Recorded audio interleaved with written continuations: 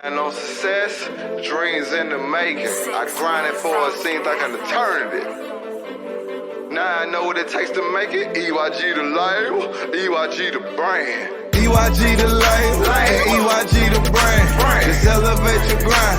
Exclusive young G's with the city on our back. Grinding through the mud, climb up out the strong. Elevated status on done. EYG the label, EYG the brand. What's up, good people? This is legendary. I don't know if y'all understand, but this is legendary. We are all in the same room together. EYG at the same time on one accord. And where we at right now is the most legendary building right now in Opelika, Alabama, the Curtis House. So we had the grand opening yesterday. I'll let the rep talk more about it, and then we'll show a video. So, you know, the people who weren't able to come and check it out, you'll be able to see what the Curtis House looks like in the inside. And then we'll talk about some of the events and programs that'll be offered. Yo, we back. But yeah, we had the ribbon cutting ceremony yesterday with the Opelika Chambers of Commerce. The chamber is kind of like a collective group of businesses and nonprofits that get together. And so the city, usually the mayor, but the mayor was recovering from COVID. And so he couldn't make it out. So he sent Eddie Smith, which is like the president pro tem, and he actually cut the ribbon. And so it was a great showing. We had a lot of people who came out. It felt like a family event, man. We had a DJ, we had food. I've been working on this project for a while, so I got a little emotional. So I don't usually cry, right? And so if you ever see me cry, that's probably special because that didn't happen much, but I got a little emotional because you got to think about, the journey. It's something that Nipsey Hussle said, right? You go through every emotion trying to get where you're trying to get, right? Trying to finish and get to the finish line of that marathon. And that's how I felt at the end.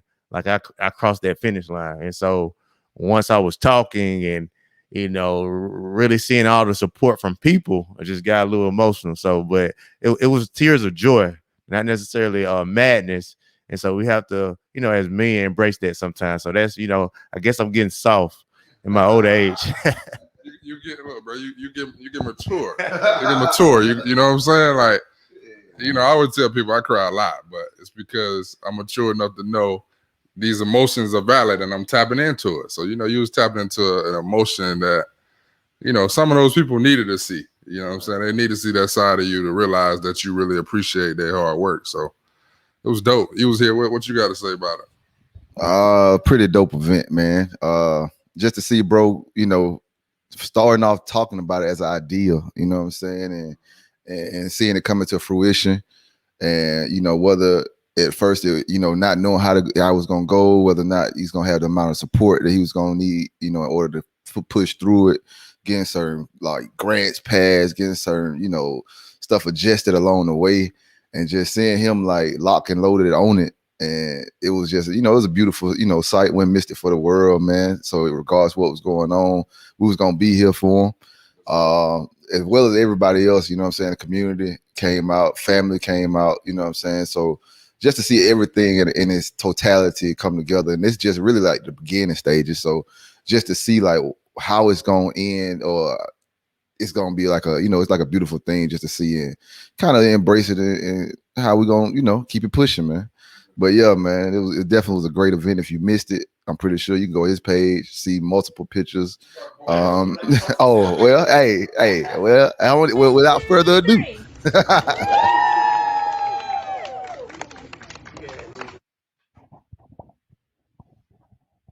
So that's why he was getting a little emotional right there. Tears of joy. Yeah. Kitchen. We have food. Who made the food? I don't even know, man. Patty Cancer back here, Richard LeGrand. Yeah. LeGrand was here. We have numerous Opelika Chamber board members that I just want to thank for being here. We've got Ms. Raven.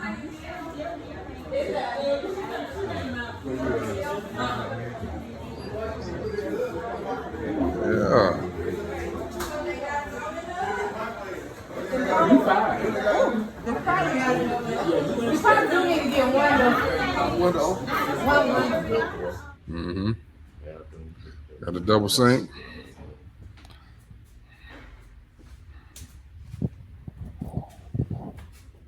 Even got a shower. Yeah, man. Listen, Curtis House is official. Yeah, so that's the room right there where the laptops are, where they'll be studying, doing different mentorship, tutor programs. That's where we're sitting right now. It's the lounge area.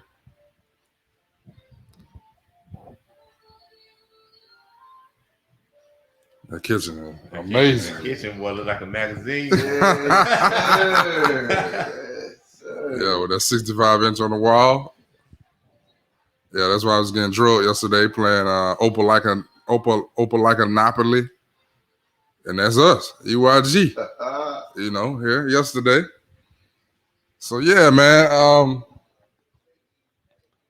Like the rep said, man, just I appreciate everybody who put in. I know he appreciated it. Like we got down to the wire. And my part of the journey was to finish off everything as far as landscaping with the parking lot, the shrubbery, the grass, and with me living in LA, it was only so much I can do physically. So, outside of sending funds, I had to have a whole bunch of people to help me. So my mom came through, supervisor, Diane, my aunt Yvonne, my aunt Cindy, my cousin Reginald, who's really like an uncle, his wife Alice, Marlo Stinson, thank you, Carlos, everybody, man, that donated. I know it's been tons of people over the 3 years that donated to the Curtis House, for this to, come into fruition. So, yeah, man. When I pulled up, bro, it was like, Diane, over here, doing landscaping. So I'm thinking, just a little bit, man, whole crew, man. Like, everybody was working, man. I was like, this real landscaping. Like, I'm for real. Like, I'm thinking, a little something. I wasn't thinking about the parking lot, just some gravel down. They done boxed it. It looked like a real parking lot. They done put shrubbery everywhere, flowers and rocks and everything. I'm like, man, this dope right here. Yeah, like it was real then. And they put the sod down. I was like, hey, it became real. It looked like something. No, you want your grass to look good. Yeah, the grass got the house, official. right? So I'm like, man. Hey. So yeah, bro, it was official, man. We had a guy who is retired now that used to have a landscaping company that kind of guide him and tell him what we needed to do. Supervisor was giving him the vision, like this is what we want, and he would have a final say, like yeah, nay, that'll work, or with the city ordinance, because you got to do everything according to what the city say. So a lot of her ideas just so happen to go in line with what the city wants. So yeah, man, thank everybody who came out, everybody who worked. But if you picked up one rock or if you donated $1, much love to you. So without further ado, we're gonna bring in our guests. We're gonna tap him back in with the politicians. There's Juanita Brent. She's from Ohio, and she's with the Democratic Party there. So we're gonna bring her in from the green room. She's back there eating grapes and drinking champagne. Yeah. Welcome. Hi, gentlemen. How you doing, the uncle? The honorable. How you doing? Yeah. I'm good. I'm so happy for you, Rep Gray, and all your success with the Curtis House. I've seen you put so much effort into it, and that's a lot of sacrifice you did. That's a huge milestone you just completed.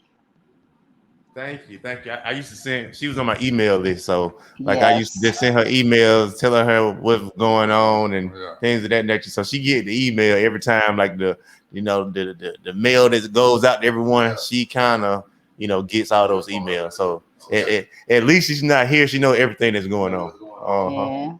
Yeah. So that's good. I know you do a bunch of work in Ohio, similar to what Rep Gray is doing here. So, what part of Ohio do you represent? So I represent where the Cavs are from, Cleveland, Ohio, mostly the suburbs, the southeast portion of Cuyahoga County, which is where Cleveland is. So I have a little bit of Cleveland and 9 other cities. So You got 9 other cities? 9 cities. So What's the total population of all of the area? 100,000. 135,000 people. 135,000 people. Woo! You said the Cavs, not the Browns. Why you say that? Well, I mean, because people. I mean, I just said LeBron. I mean, the Cavs. But LeBron. I mean, it's fine. I mean, y'all know. But she went to the Cleveland Brown game. She goes out there. Yeah, she goes to the game. I go to Browns games. I've had season tickets for the Browns. I've never had season tickets for the Cavs, but I've had season tickets for the Browns. All right, you might want to get on that Browns bandwagon. What about the Indians? So well, they're changing their name now, right? They're the Guardians. It's the always Guardians. Very hot. It's always very hot outside. So that's a little bit too much for me. It's a little too much. She said, I can't support the Guardians. They're too hot. All right. So I understand with your political journey, you come from a legacy of politicians, correct? So I do. So the seat that you have now, did it formerly belong to someone in your family? Yes. So my aunt actually had this seat for 16 years. Here in Ohio, majority of us that serve in a state house are legacies. So like a parent or a brother or father all had the seats before us. So that's very common here in Ohio to be a legacy. Wow. Yeah. So what is their process like as far as like, okay, just say my dad was in the seat before, and just like your aunt, right? But this is not, my dad wasn't in the seat before. This is just making this up. But your aunt was in the seat before you, right? Did she just pass it along to you, or how does that process work? So I wasn't going to run for the seat at all. And there were probably like 5 other people that were in the seat. And I literally, like everyone else, went to a candidates night. And 2 of the candidates that spoke that evening spoke about how they didn't want the community center that I sat as the board of trustee. I was over the board of trustees for that community center.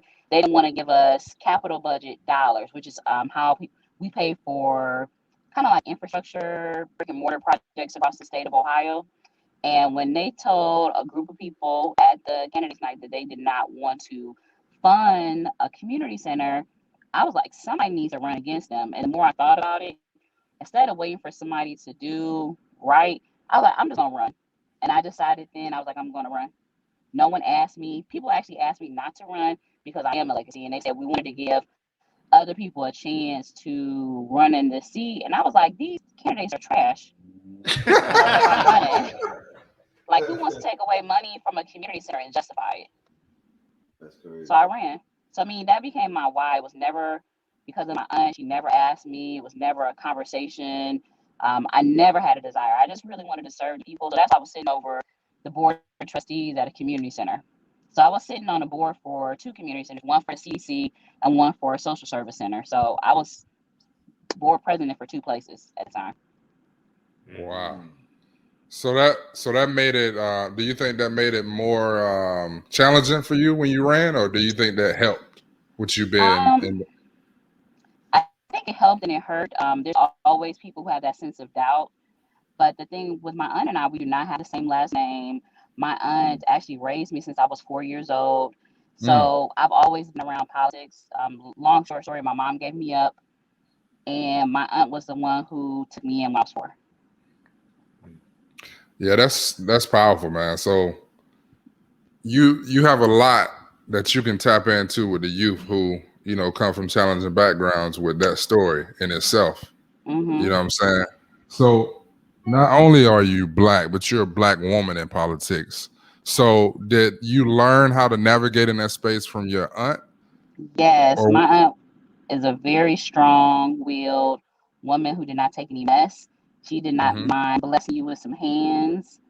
If needs be, this is before there was cameras. And she was just very strong-willed, very vision-forward type of person. So I learned a lot from her. We're very different, but in the same both of us are very strong-willed people. Yeah, she don't play neither now. Hey, don't let her fool you now. Don't let her fool you. I was at I think we was in, what was Iowa? Iowa. And it was this dude was a billionaire, right? He was talking to me, And he kept talking about football. She was like, he don't just play football, right? I was like, dang. I said, she don't play. I said, I ain't even mad. She said, no. He keep talking about sports. You a whole elected official out here. So I was like, she don't play now. So you had to let her know that it's deeper than that. It's a respect. It's a level of respect that you are so much more than just being an athlete. I think that is easy to try to define and box African American men to just being athletic. And it's so much more to your conversation, and you're so much more than just being that. So I was like, I was insulted, and so I felt like I needed to say something. And so that's the part of just being a leader. Being a leader is not just looking out for your own back, but looking out for those around you. Absolutely. That is 100% true. Yeah, man. That's wow. Because I don't think I would have ever said that either to somebody. Like I do more than just football, but sometimes we need strong queens who are leaders to step in for us. You know what I'm saying? Yeah, So we're all part of a community, and just to add a little more to the story, the guy was like a multi-millionaire. I mean, but at that time, like, we're all human, and yeah, put some respect on his name. So Representative Gray absolutely. has a lot going on for himself besides being an athlete. Clearly, we sitting in one of the things he got going on. So Rep Gray, man, you need your respect, man. Hey, she wasn't playing. I didn't even take it no way, but All right, so what are some of your legislative priorities? Like, So I know you have a bunch. I read up on you. I know it's a couple of things that you've already accomplished, but what are some of those that you have on that priority list? So I'll tell you what used to be on my priority list. One was to make Juneteenth a holiday. I introduced that when I first came in as a freshman, and now we have that as a federal holiday. So I'm taking that Yeah. off my bucket list. I also just reintroduced the Crown Act. And so that's kind of one of the reasons why I wear braids all the time. I'll give you a small short story. I was at a school, and these little kids walked up to me and they touched my braid. I had microbes. And the little kid was like, "You look just like me. Like, my hair is just like yours."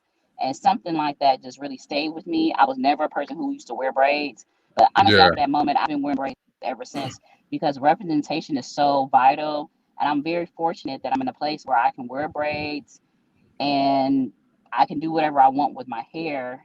But there are people who are in different parts, different jobs, or even schools where they're not able to, and that should not be a crime to wear your hair in its natural state, no matter if it's braids or locks, or if you want to wear an afro, whatever it is, you should not feel discriminated upon. So I Yeah, reintroduced the Crown Act because of that. did it pass?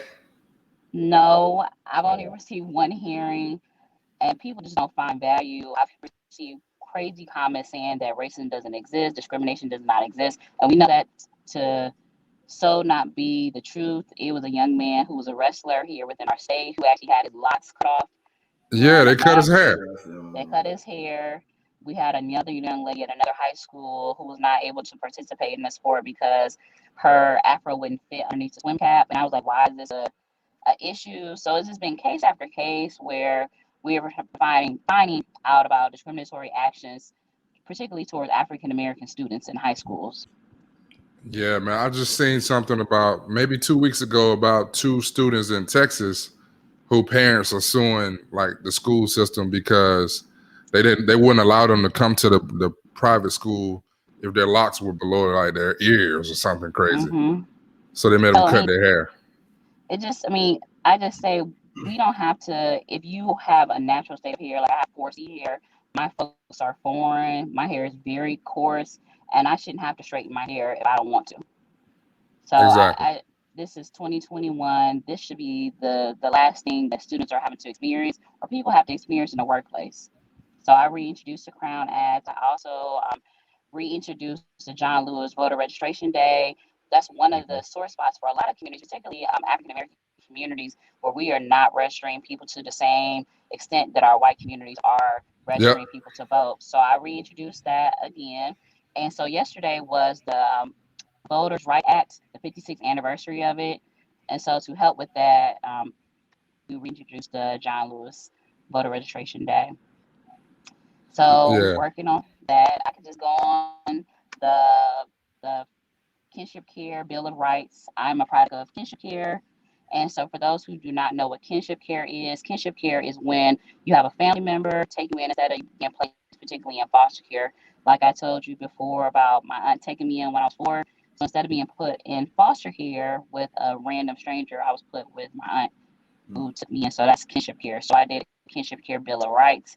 Here within the state of Ohio, you get paid more for foster care parents than you do for kinship care parents. And that doesn't make any sense. There needs to be some type of um, equality with both of those, because you're still 100%. taking in a child that's not yours. So that's part of what makes this bill very important. It also allows people who participate in kinship care to have health care for that child, because the state doesn't automatically provide health care for a child if they are in kinship care, but they do provide it if they're in foster care. Okay. Yeah, that's dope. And like I said, like part of your journey is now, causing you to help others who are going through the same thing. Yes. So that's dope. And also, If you- talk about the reinstatement with the driver's license, and because that was Yes. passed, right? Correct? Yes. So that's a law now. That's actually one of the first bills I introduced during my freshman term, and it's House Bill 285. It's called the driver's amnesty program. So if you had a suspended license and you didn't know how to pay for your driver's license, the state will actually pay for your reinstatement fees, your suspended license fees, which is huge, because a lot of times that is the biggest hurdle to Yep. get people back up legally driving. And people will be legally driving here within the state. We also know, particularly here within Ohio, we are like the 45th worst when it comes to how we invest into public transit. So not only are people having problems getting their license legally, they don't have a way to get around because we don't invest in public transit. So I was so glad that passed. It was a bipartisan bill with me and another Republican, and it's been funded and working. It's so many people who've been able to benefit from, where their suspended license fee were $5,000, and now their fees have been completely waived here within the state of Ohio. So I'm very proud of that. I even had a relative who was able to benefit from that, and I've just seen so many people's lives who've been changed, because people literally were getting arrested because they just weren't able to pay their fees. So we just have to just do right by people, and this is one great way to do that with the amnesty program. Well, tell them about like, I was telling you about the yoga bill and all that. Tell them what you did once. I wasn't able to get my bill passed, and I got it passed now, but you actually took action. As soon as I kind of said something, you kind of took action and got money for your school. So talk about that. Yes. So the cool thing about where I live in a very progressive area. So as soon as Rep. Gray, he was telling me about the issues he was having with yoga, we went and actually got money from the governor to provide yoga classes for all of the schools in my house district. Because I was like, why is this such a issue? And it's actually helped a lot with temperaments. Now they have like little yoga rooms in at least 3 of our schools, and they do that what they call the extracurricular activity for kids. They have like yoga clubs now here in the district. Wow. So it's actually worked out really well. We're having a then- yoga day coming up. Yeah, okay. Tell them about that. That's what I was about to say. Go tell them about the yoga day. So we're having a yoga day coming up, and it's actually our 3rd one. We started it kind of right after I met Rep. Gray. He kind of, talking to him actually kind of inspired me, because we've been doing yoga, but not to that extent. But when I saw the struggles that were going on in Alabama, I said there's more that we could do to actually complement what Rep. Gray was doing in Alabama, what you were trying to do at that time. And so we have this big yoga day at the Rock and Roll Hall of Fame. You get hundreds of people that come. So I just sent Rep. Gray the flyer for the yoga day that we're having. What you say? This is how we do in Cleveland. Like, she bragging. Yeah, that's big, man. But you impacted that though. I mean, the thing about it, she's gonna get stuff done though. I know that, right? Oh, yeah. And so that's kind of what we're gonna transition to talk about. Like in Alabama, we're in a super majority Republican, led state. And so Ohio, we know that, you're a little bit closer than we are. And you have a little bit more Democrats. You even had the ability to even choose your speaker, which he went to jail for, I think, taking like $60 million or something like that. He was getting paid, right? Yeah, he took $61 million. Leave out that one. Oh, 160 million? 61. Oh, 61 million. Okay. But talk about the political landscape of Ohio for people who don't know, because we're in Alabama, so we want to kind of know, you get up north a little bit, what is the landscape of, being a Democrat in the state of Ohio?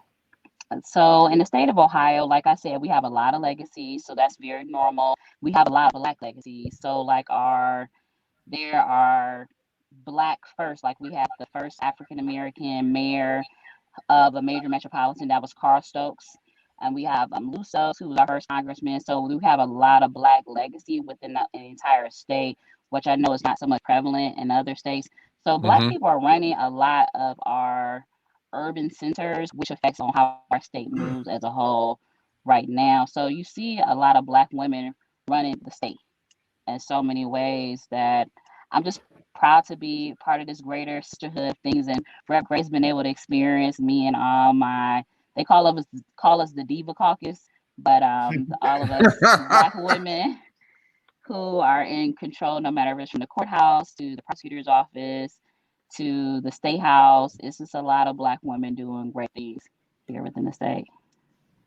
So like, I know you got like term limits, right? In Ohio, Yeah. or you only can run so many consecutive times. So how long Yeah. have you been in office, and when do you have to go to the Senate or whatever else you're going to kind of aspire to do? So I've been in office now for 2.5 years. I met Rep. Gray kind of very soon after I got elected into office.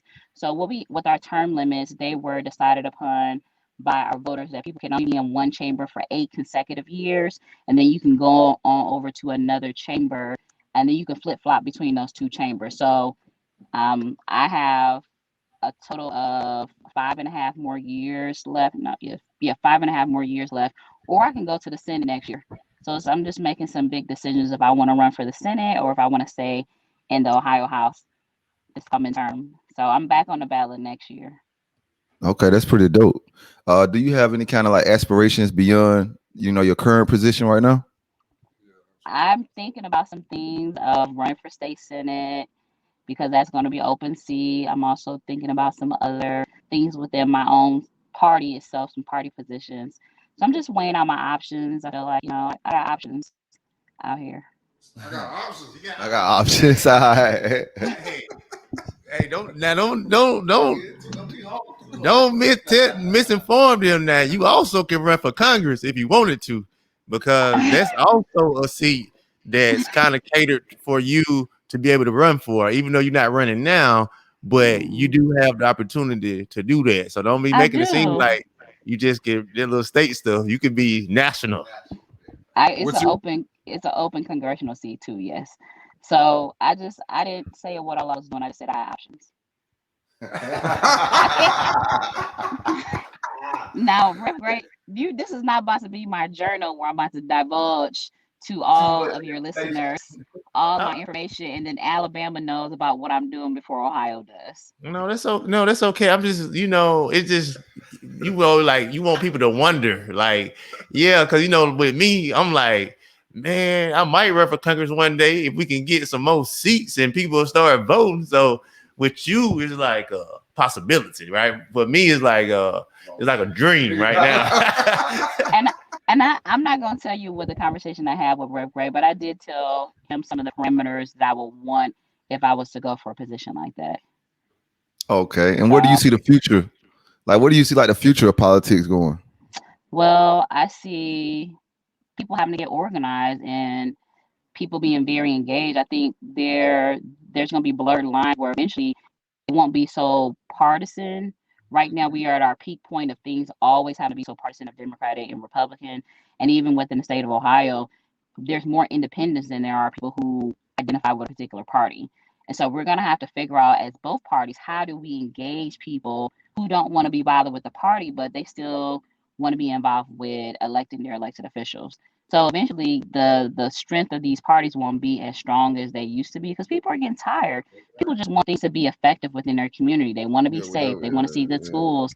They want to see their roads fixed. People just want government that works for them. And if it's tied to any party, they're just tired of feeling like they have to pick and choose stuff based off the party. People just want a good quality of life, and they shouldn't have to be determined the party for that to happen. Every party political party should want that for the people, regardless. Right. Hey, I agree with that. I was just telling someone that the other day. I said, man, in 5 to 10 years from now, when these millennials take over, it ain't gonna matter if you're a Republican or Democrat. If you ain't good at your job and you not doing and have issues that they care about, you gonna be out of there because this the biggest block. It's the millennials gonna be the biggest block. Then you add in Gen Z, man. They gonna it's gonna be. Hey, it's gonna be adios for that party stuff. They gonna be singing that song. They be like, "You about to lose your job." Yes, sir. There's gonna be a lot of jobs lost. Yes, and so people are just sick and tired of being sick and tired. People are sick and tired of feeling like they have to go to college and they have all the student loan debt. I'm paying a crazy amount. Thank goodness for this time that we don't have to pay it. But people are paying crazy amounts for student loans. It's keeping a lot of people from wanting to live that quote unquote American dream because somebody told us that we needed to go to college and get these degrees. And so it just becomes a cycle. And then so if you're not in college, then you're working this minimum wage job that's not a livable wage. People need a livable wage to work these jobs. We need to have communities that have good education no matter where you live. And this should not be a partisan issue. These are people issues. We have to be in a place where we're taking care of people, not the party. So I'm a diehard Democrat. I feel like I'm part of the institutional, like what they call institutional Democrats. I've been a Democrat my whole life. But we have to be in prioritizing the people and not so much what makes a party look good. I don't really care who does it at this point. We say that we have the Democrats that have the House, the Senate, as well as the executive branch, but we have to take care of the people. And regardless of who's in charge, we have to be in the business of taking care of the people. I agree for sure. So when it comes to like, and I thought about this when you start singing the song, you're about to lose your job. I thought about this when it comes to like the national level in politics. A lot of people have lifelong seats, right? How do you feel about that? Because I feel like I feel like every position should have a term, whether it's 4 years, 8 years, whatever it is, because you get these people in these positions for like 20, 30 years, and they have the same mindset and these old ideas, and they don't want any new ideas coming in. And it's basically hindering us as a country. How do you feel about that? So this is my thought about term limits from being in a state where we do have term limits. You lose a lot of institutional knowledge when you have term limits. Right now, every 8 years, we are turning over new legislators. By the time you really get good and you get used to what happens in the state house, it's time for you to go. And so you're always in a position where people are looking for the next thing. I have a colleague right now who's looking for running for Supreme Court Justice for Ohio. People are always looking for the next position because you're a term limit here in the state of Ohio. So the lobbyists become the smartest people in the room, which becomes a problem. And so if people and communities do not like who they like, you have to out-organize money. Out-organizing is more important than any money. As a long-term elected official, you do have access to more money than somebody who's new to politics. But then the community has to out-organize all the money that's coming to that incumbent. And that's what people have to be willing to do the work. And that's where you find the biggest problem is that people do not want to do the work because they're fearful of the money. Yeah, you're right about that, because you think about some of these people who have these powerful chairmen, or they're either a chair lady or whatever, and they over a budget. Whether we kind of like Richard Shelby or not, Richard Shelby for Alabama is like the man, right? He everything that we have is because he's like been there so long, he's so powerful, and they did basically call him like the Godfather. So where it's bad in some cases, like you say, like like kind of Jock was saying, but it could be good too, especially if you have someone who actually can drive money to your state. So it's kind of like one of those things. There's a double-edged sword, because some people definitely need to get out, but then you have some other people who they're doing pretty good. They're bringing money to the district and all things like that. If people want to get you out, it's called elections. And if that's why I say people have to be engaged, we have to be in a place where we're registering people to vote. Another bill that I'm about to introducing, and this is related to what you just said, is about making sure that when people sign a lease at an apartment or buy a home, that they're automatically registered to vote within their community. Sometimes that transition is the last thing that people are thinking about, is registering to vote. but we have to get more people, particularly younger people, who tend to move from one apartment because the rent went up, so they moved to a different apartment, and get them automatically registered to vote. So doing different things like that will get a lot more people engaged in the process, because they won't still be voting at their mama's house. I've seen a lot of people who never changed their voter registration because they was like, well, I'm gonna just keep it at my mom's house, and that's what I'm gonna do. You need to vote where you live. So if you live in Opeka, you need to be voting in Opeka, Alabama. Opelika. Opelika. Oh, It's okay. It's okay. You from up north. It's okay. Hey. I was trying to do it for the people. I was flexing too hard. The people know what you meant. The people know what you meant. All right, so this is the final question on this forefront. I think it's the most important one. What advice would you give? Because I'm sure there'll be at least one or two that'll watch this podcast. What advice would you give to a young Black woman who is considering running for a political position, who does not have legacy? Because like you said, that's like normal in Ohio, but here it's not really a thing. So, but maybe it's, sometimes, but not really. So like a young Black woman in Opelika, Alabama, that may want to run for city council or a state position, what advice would you give her? Well, I would tell her that even though I'm a legacy, I still have to read up on the position. So read up on the different elections that are coming up. When is the filing deadline? That's one. What is the average amount of money that people have to raise for that? That's two. Finding out, Google yourself, what does your background look like? Do you have anything that you would not want put in the news? That's three. Having a relationship with your family and find out how would they feel about you running for office. Will your cousin try to embarrass you if you run for office? How does your spouse have those conversations with your spouses? And number four is the most important thing, knowing your why. If you know your why you're running for this office, your why will keep you even when you physically and mentally feel tired. Your why will motivate you to stay engaged with that. And also getting to know your community. Where do people eat? Where do people go to school? Why are people moving in the community? Why are people moving out of the community? Knowing those different community leaders, you need to know all those type of things before you even decide to run for office. You might not be a good fit. And what I found with meeting candidates across the state of Ohio is that we have people who want to run, but they're not a good fit for their community. It was a community where literally the population was mostly African American. And this guy said he wanted to run. He was an African American. I'm not saying that you can't run because you're not African American, but he was not culturally competent. And so I said, if you're going to be a white guy running a majority Black district, you at least need to be culturally competent when it comes to running. And I said, this might not be a good fit for you, or at least for not this area as a whole. So understanding the needs of your district is very important, to just be respectful of the district. Absolutely. You at least got to be present in the community if you're opposite of what's the majority in that district.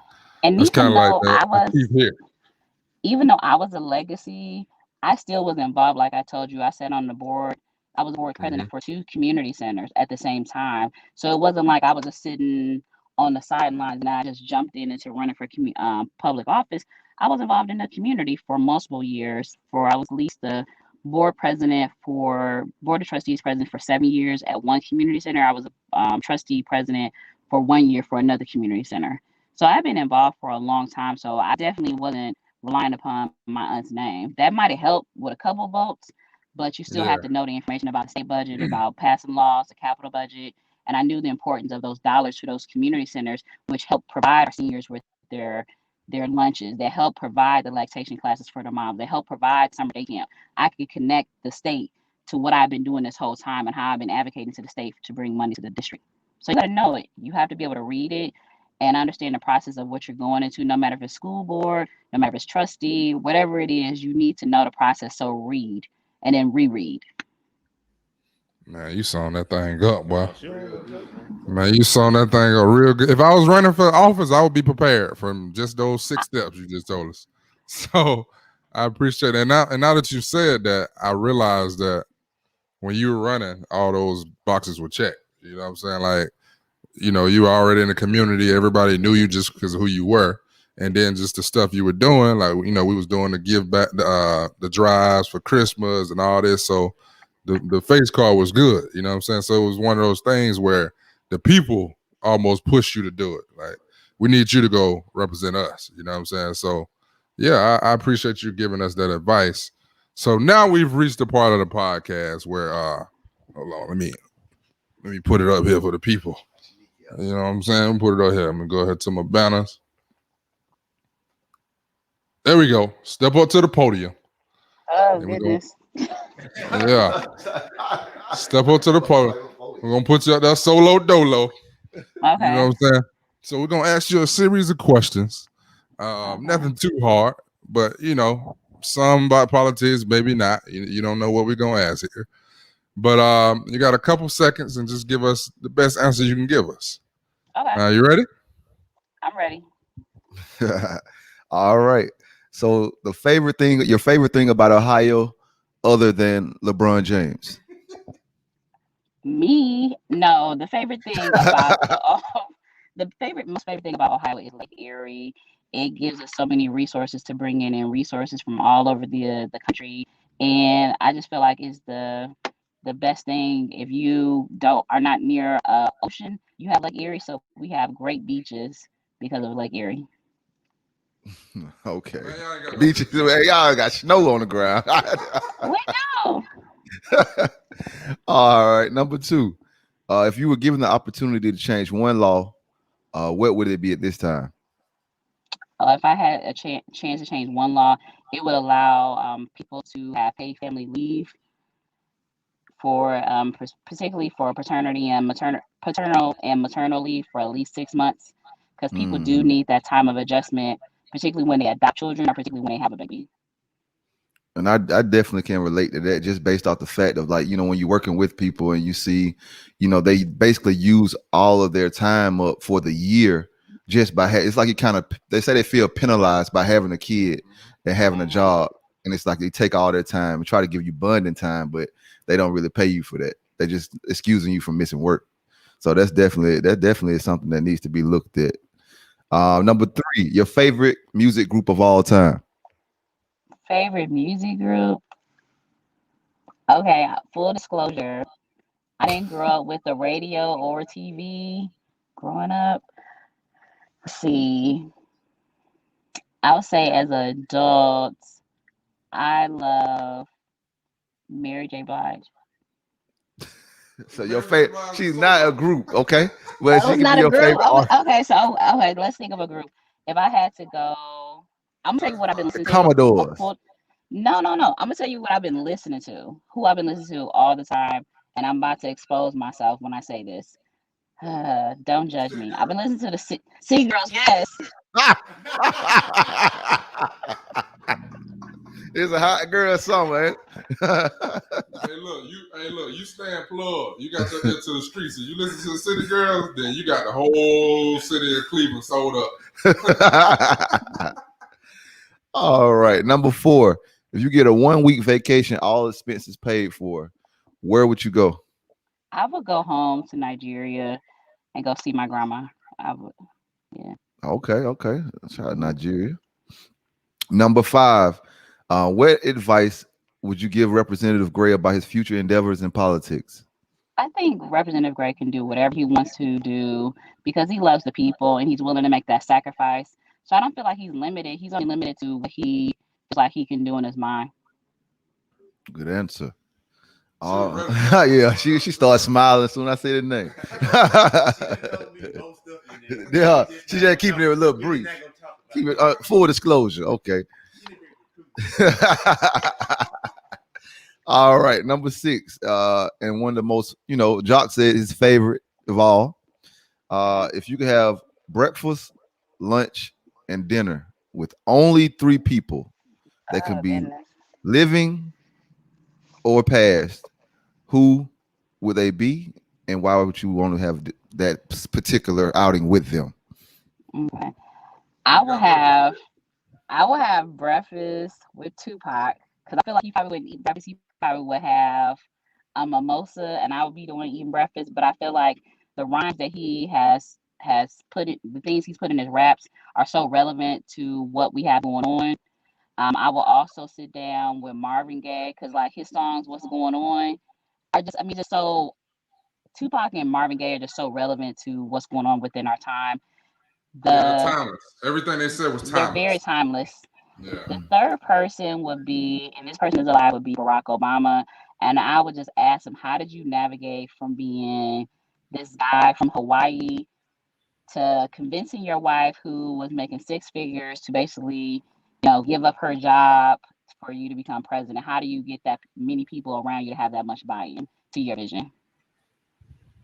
All right. You can step off of the podium now. Thank you. Hey, that's pretty. All them answers was pretty dope, though. Hey, look, she went ready.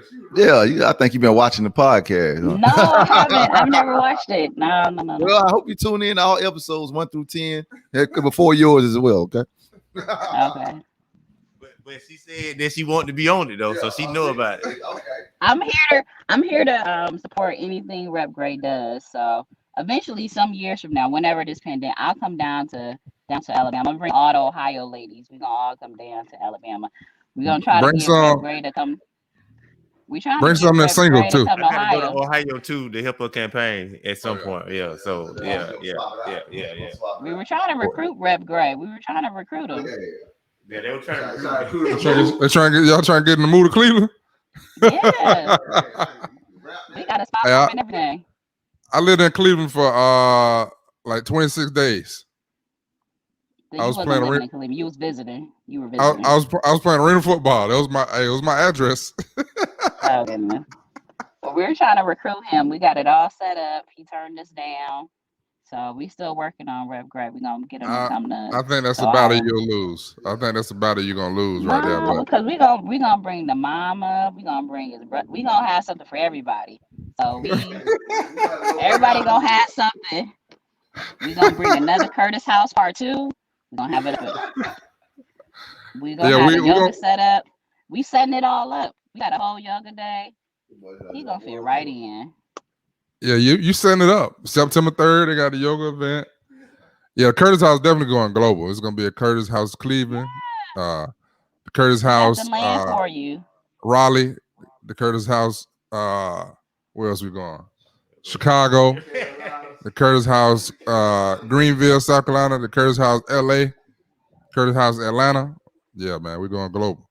So yeah, we reached the part of the podcast. We at the end. We like to end it off with something I like to call the gym of elevation. We all about elevation over here at EYG. So it's either a quote or something that I read or something that regards or pertains to the guest. So with this one, you actually touched on it earlier.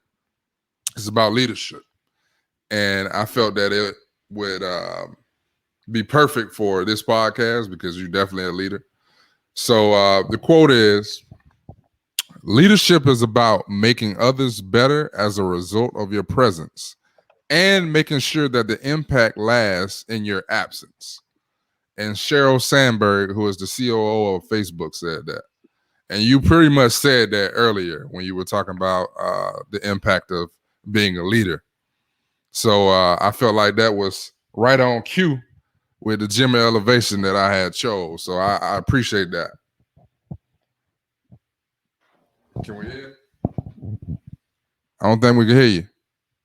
Did you mute us? You guys hear me now? Yeah, we hear you. You back.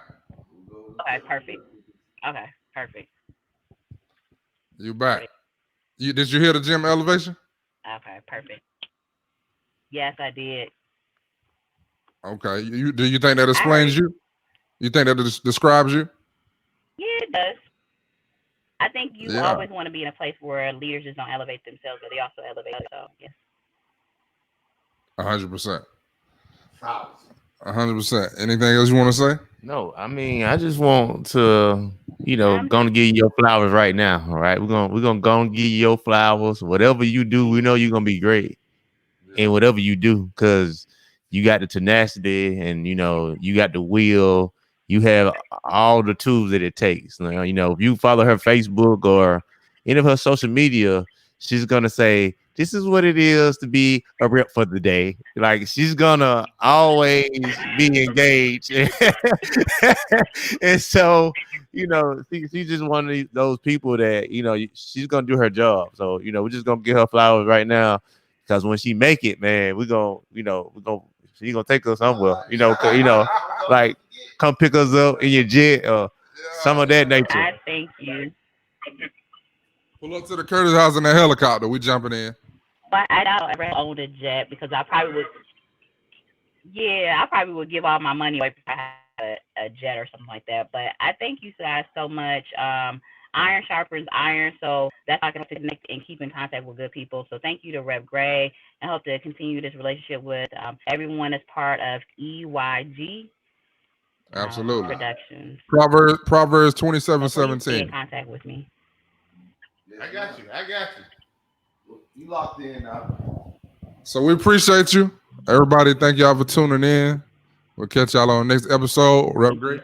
Until next time, stay elevated, my friends. All right, Queen. We love you.